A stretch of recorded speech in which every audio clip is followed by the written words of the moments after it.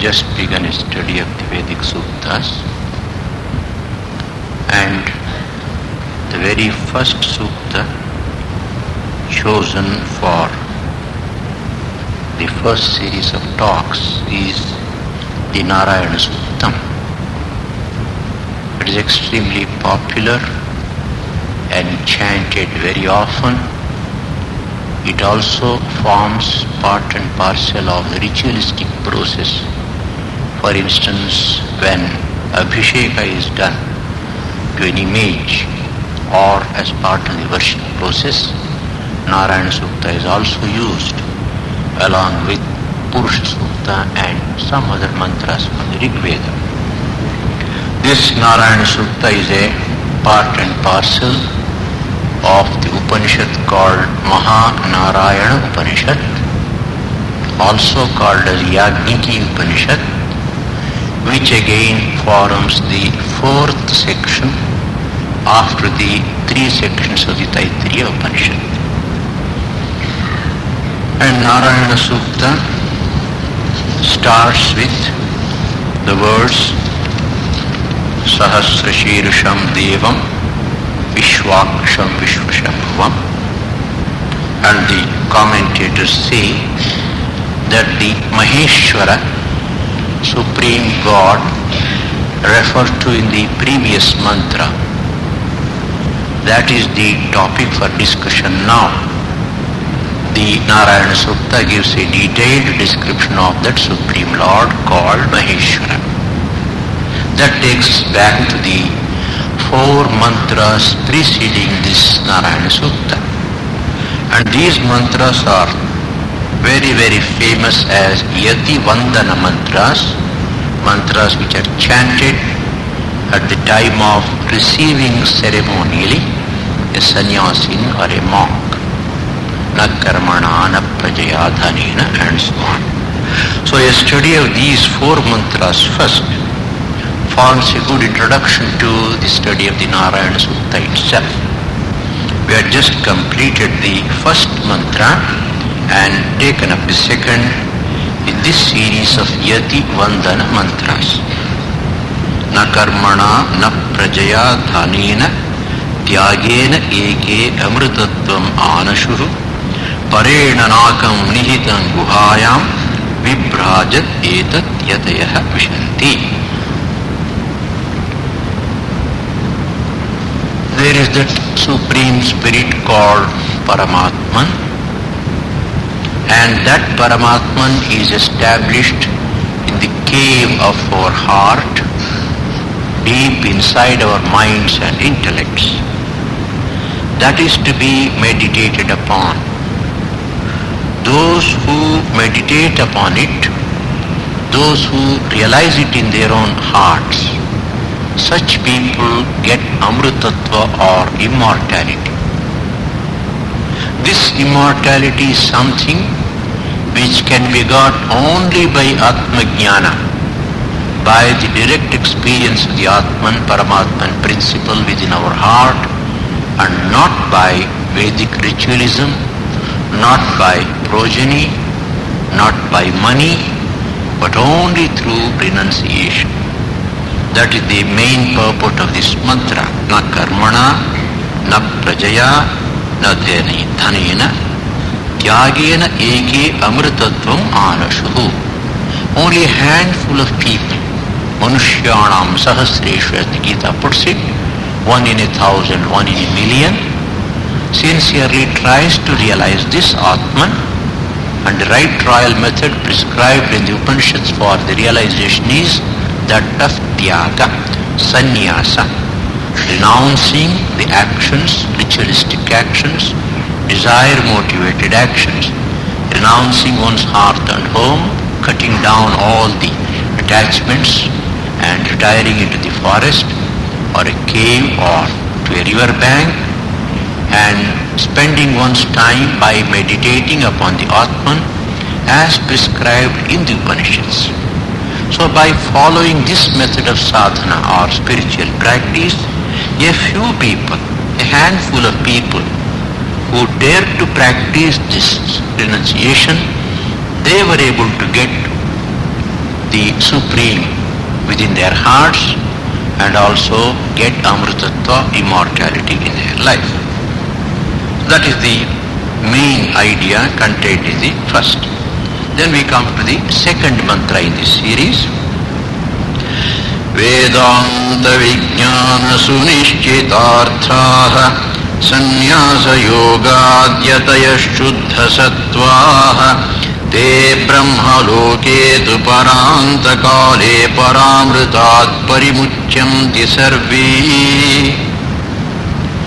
Vedanta Vijnana Sunishchitarthaha Sannyasa Yogat Shuddha Sattvaha Te Sarve Yatayaha Paramritaha Parantakaletu Brahmaloke Parimucyanti.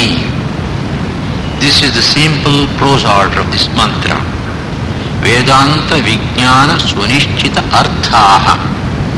So those people who have studied the Vedanta and the knowledge, teaching contained there, who have decided about it, who have understood it very definitely and clearly, that is, in their minds the main idea of the Vedantas is well understood, well established. Such people, through Sannyasa Yoga, all these things we shall explain a little later, Shuddha Sattvaha, they have attained purity of mind by practicing Sannyasa Yoga. All these people who are yatis, struggling to attain perfection in their life, Paramritaha, Parantakaletu Brahmaloke Parimucyanti. They realize the immortal Brahman in course of time, and then when they give up their body, they get identified with, get dissolved in Brahman. So this is the simple meaning of this mantra. What is Vedanta? That is the first question we have to ask. Veda means knowledge, but in particular Vedas are the scriptures, basic scriptures of the Hindu religion. Rig Veda, Yajurveda, Samaveda and Atharvana Veda. Every one of these Vedas is again divided into 4 sections: Samhita, Brahmana, Aranyaka and Upanishad. Samhita means collection of stotras, collection of hymns in praise of the various deities, various gods of the Vedic pantheon. The second section, Brahmana, which is mostly in prose, gives what is known technically as Viniyoga, how to and where to use the mantras given in the Samhita in the sacrificial rites. So Brahmanas are practically textbooks of Vedic sacrifices. They give the modus operandi of the sacrificial system. Then comes the Aranyaka part, the third part. As the very name signifies, Aranyakas contain meditations to be practiced in the forest. Samhita portion is to be learned as a brahmachari. Brahmana portion is to be put into practice as a householder. Then when the householder gets ready to prepare for the last stage of life, sannyasa, he has to renounce his hearth and home, go to the forest, live there as a vanaprastha, one who has gone to the forest in order to meditate upon the Atman and realize God. There, which is an intermediate stage, he has to meditate upon the various sacrificial processes in the mind, but by giving them another interpretation, a spiritual interpretation. Say for instance, the Ashwamedha Yaga, it's actually a big sacrifice, a long and tortuous sacrifice, very difficult to perform. The householder has done all these sacrifices in the second stage of his life, but now he has retired into the forest. His main business is meditation on the Atman. But the samskara, the tendencies of the previous lives is very much there. So the sacrificial religion is very much in the mind. He cannot live without it. Unless something is explained in the language of the sacrifices or sacrificial system, he cannot follow it. So the Vedas have adopted a via media way. You take a sacrifice, don't perform it outside. You think of the various details of the sacrifice in your mind, contemplation on them. But for each one of these items, there is an additional meaning, a spiritual meaning. That is also explained in the Aranyaka parts. So now he has to reinterpret these terms in his mind and meditate upon them in the mind, not performing the actual sacrifice outside. That is why it is called as Aranyaka, forest meditations, meditations to be practiced upon the various rites and rituals in the mind, but in a symbolical way. Gradually, the essence of these meditations will lead that person to the Atman. Na karmana na prajaya dhanena. Ultimately, it is by Atma Jnana alone that I can get immortality. After all, rituals are rituals. If a Vedic sacrifice is performed outside, I may get a seat in heaven. Instead of that, if I meditate upon it in my mind in a symbolical way, I may get much greater result, but even that is not amritatva or immortality. He comes to that conclusion. So in order to get immortality, the one and only way out is realize the Atman. Once he comes to that stage, he turns towards the Vedanta, the Upanishads, which form the end portions, anta, end portions of the Vedas. So Upanishads are called as Vedanta because even physically they come at the end. Of course, some of the Upanishads come even in the Samhita portion or Brahmana portion.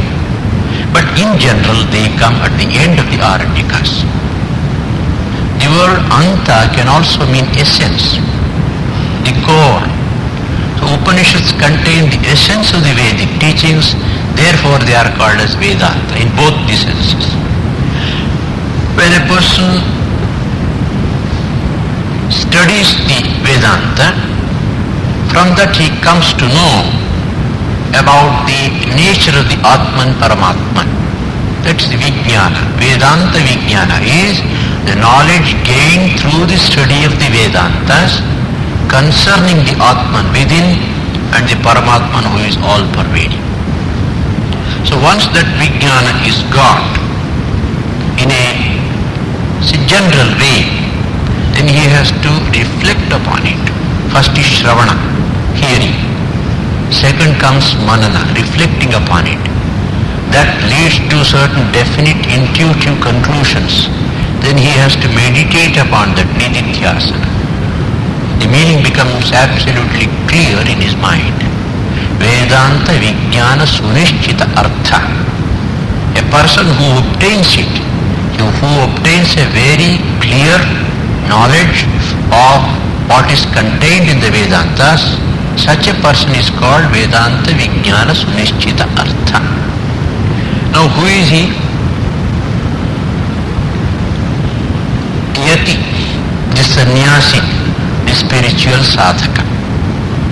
He has obtained now this clear knowledge about the Atman by the study of the Vedanta. And he has to put it into practice. Here comes the importance of the second word, sannyasa yoga. Now what is sannyasa, what is yoga? Commentators give different meanings. Sannyasa can be sarva karma sannyasa. As we say in Bengali, matha noi, yatha noi. So if there is no head, there is no headache also. So karma creates bondage, therefore give up karma. That was the attitude of the sages of the Upanishads, who renounced everything, gave up karma, sarva karma parityaga, sarva karma sannyasa, went into the forest, lived as mendicants and so on. That is one interpretation of sannyasa. The second interpretation is what is given in the Gita, karma phala sannyasa. What Janaka and others practiced. They lived in the world, they lived as householders, They never neglected their duties, they never gave up their responsibilities, but whatever they did was for the sake of God. They had no personal desires and ambitions and attachments inside. So sannyasa can be sarvakarma sannyasa in the external sense or phala sannyasa in the internal sense. Sannyasa also means dedication. So whatever we do at every step and every stage of our life, if it is dedicated at the feet of the Lord, that also becomes sannyasa. Nyasa means keeping, samyak nyasa, keeping everything at the feet of God. So this sannyasa every one of us can practice, irrespective of the stage of life in which we are. Then yoga. Yoga is chitta vritti nirodha, controlling the modifications of the mind, making the mind absolutely calm and quiet, and making the mind flow towards the ideal of meditation. So yoga is controlling the modifications of mind, yoga is concentration of mind, yoga is ultimate union with the divine. Now how to combine sannyasa and yoga? If you take yoga as union with God, sannyasa as the means, then it becomes sannyasa yoga. You adopt the life of sannyasa, sarvakarma sannyasa, that takes you to yoga or union with God. Or you adopt sannyasa as phala sannyasa or sarvakarma samarpana at the feet of God, that will ultimately purify your mind and unite you with the Lord who is within, then that also becomes sannyasa yoga. Sannyasa leads to yoga, sannyasa itself is yoga. That is one way of interpreting it. The other way is you give up all actions, sarvakarma sannyasa, you meditate upon the Lord within, following the Patanjali system of yoga. So that means you have both sannyasa and yoga practiced together. Who are these people who are practicing it? They are called as yatayaha. Shuddha sattva. Sattva means intellect, mind. By the practice of sannyasa yoga, their minds become clean and pure. This is a point which is to be noted by every one of us. According to the Vedanta, God realization is not something to be attained externally. The Lord is already there, seated within our heart. Antaryamin, one who is inside us, controlling us within. To realize the Lord who is within, we have to cleanse the mind.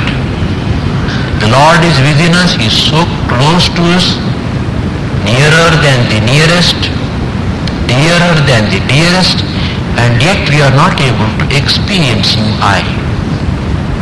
The reason is impurities in the mind, raga, desha, kama, krodha, and so on. Once these things are removed from the mind, once the mind is cleansed, the light automatically shines and we feel it. One of the most beautiful examples given, I think, by Sri Ramakrishna is this. A lantern is burning, light is burning within, but the chimney is covered with soot. It has become very dark and black, so no light is coming out.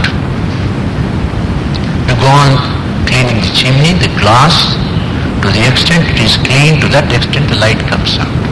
Same thing here also.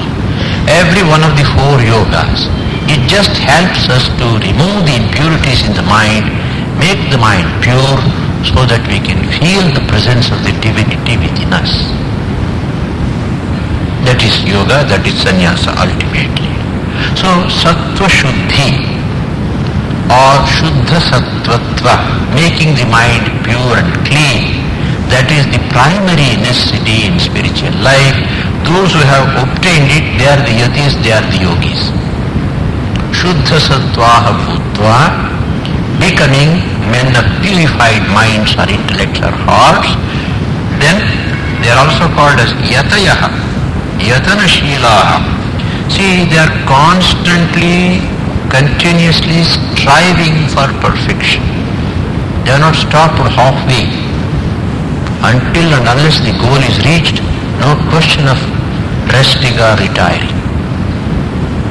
Satu dirghakala nairantarya satkara asevitu dridhabhumihi. Patanjali says in the Yoga Sutras, Abhyasa must go on. How long? Dirghakala, for a long, long time. Nirantara, without breaks, and with love, with faith, with devotion. Until God is realized, until the body falls. There is no third path. So these are yatayah, they constantly and continuously striving, struggling to get that perfection. So yati does not mean simply a sannyasin who is wearing a geruva cloth. A yati is one in the truest sense of the term who is struggling to attain perfection. In fact, long back, as a student, when I was talking to Tyagi Shanji, he made this point very clear. He was always urging me to learn Sanskrit. I was not a student of Sanskrit. One day I put him the question, well, Swamiji, is Sanskrit absolutely necessary to realize God? He laughed and said, no.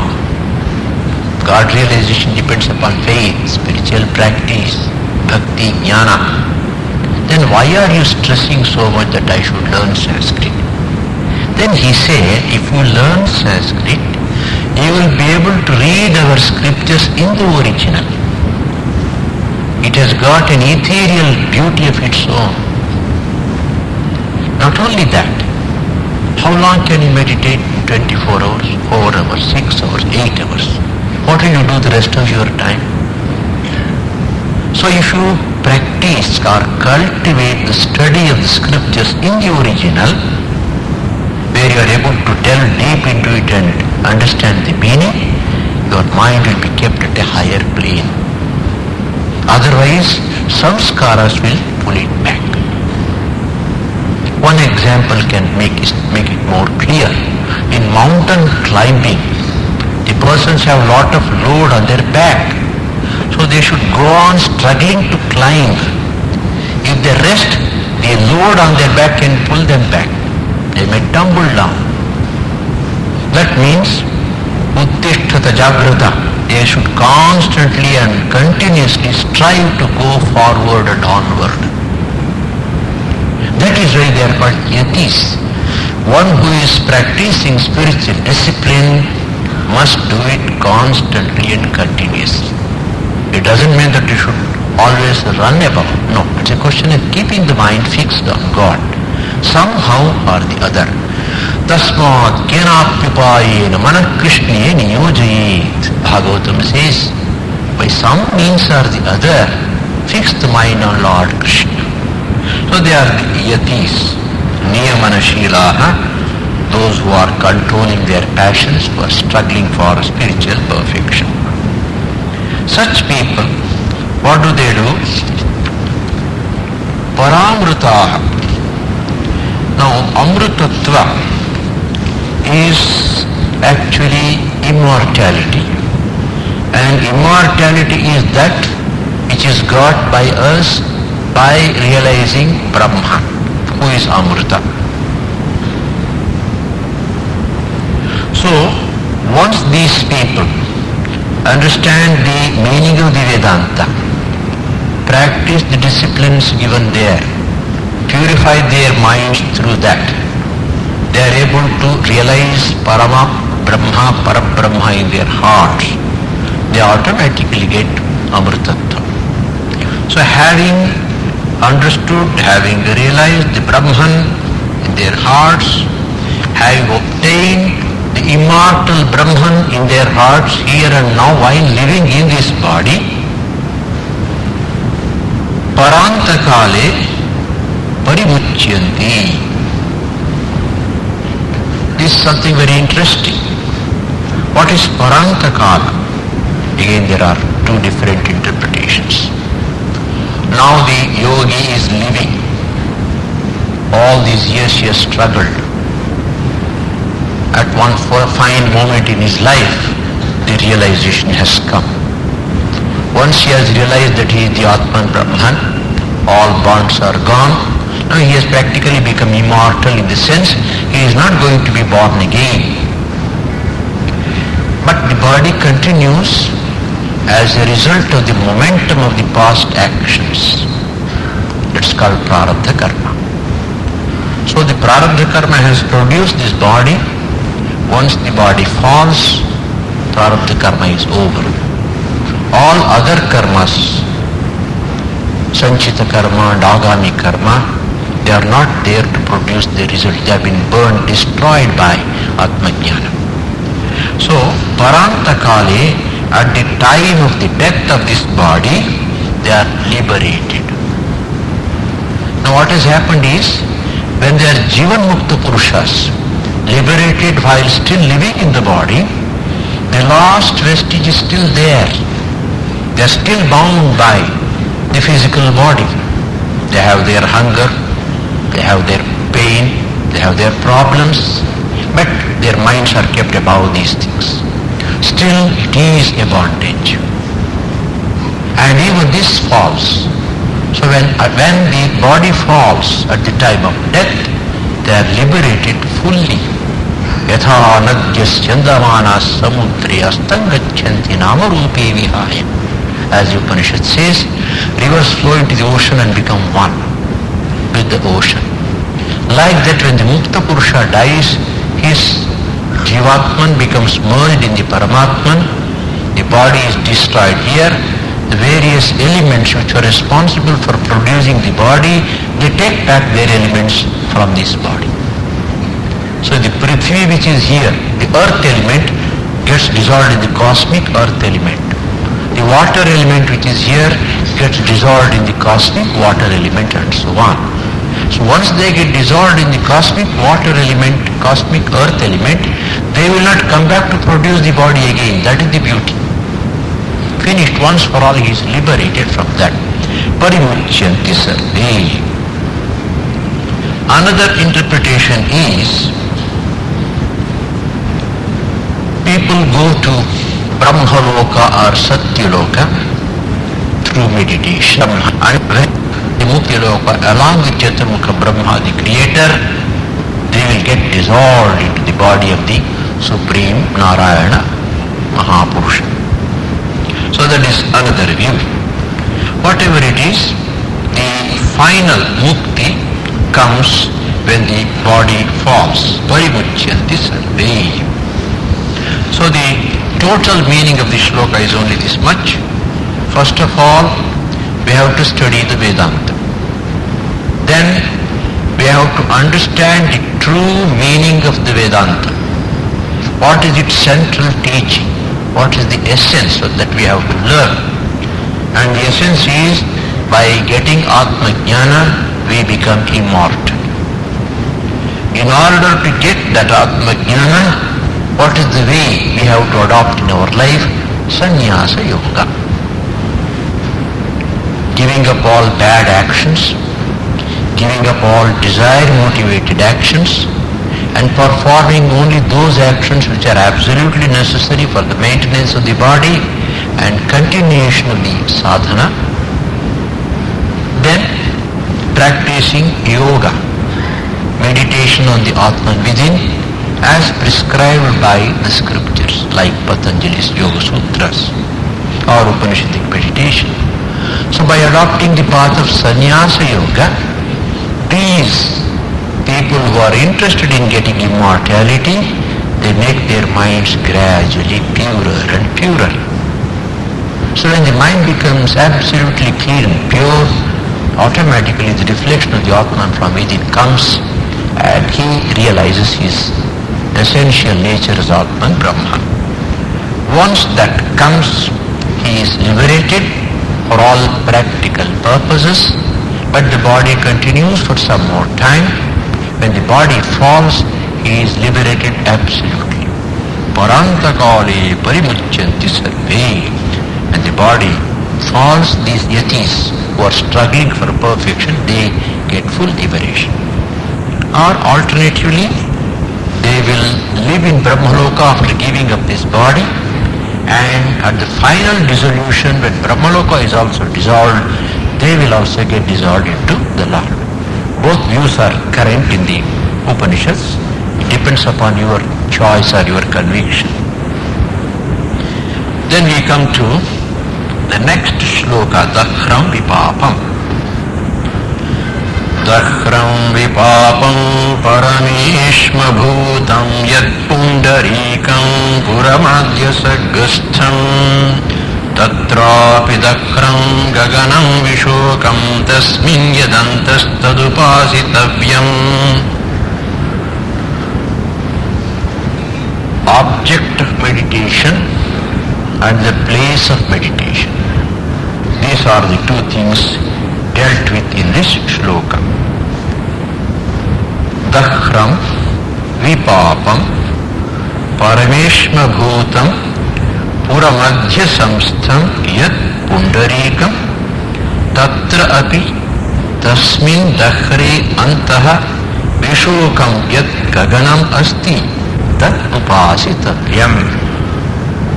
This has to be meditated upon. What is that? It is dakhra, very small. It is vipaka, without sin, sinless. It is parameshma